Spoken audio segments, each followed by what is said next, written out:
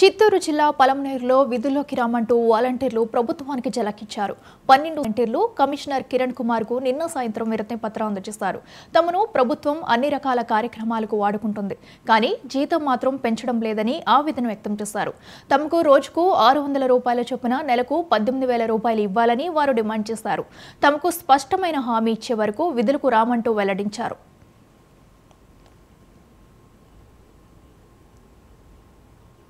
నేనేం తెలియజేయాలనుకుంటున్నానంటే మేము ఈరోజు మున్సిపల్ కార్యాలయానికి వచ్చి మా కమిషనర్ గారిని కలిసి మా యొక్క డిమాండ్స్, మా విన్నప పత్రం ఏమైతే ఉన్నదో అది సార్కి అందజేశాము. మేమైతే గవర్నమెంట్కి వ్యతిరేకం కాదండి. మేము మా కష్టానికి తగిన ఫలితాన్ని ఇవ్వమని ఆశించి కోరుతున్నాము.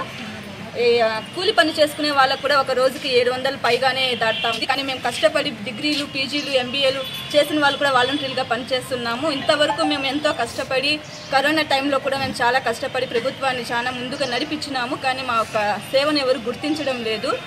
జగన్ సార్ గారి బర్త్డే రోజు ఏదో ఒకటి తీర్మానిస్తామన్నారు కాబట్టి ఇంతవరకు మేము ఎదురు చూసాము. కానీ ఆ రోజు కూడా మాకు ఎటువంటి మంచి అయితే ఫలితం అందలేదు.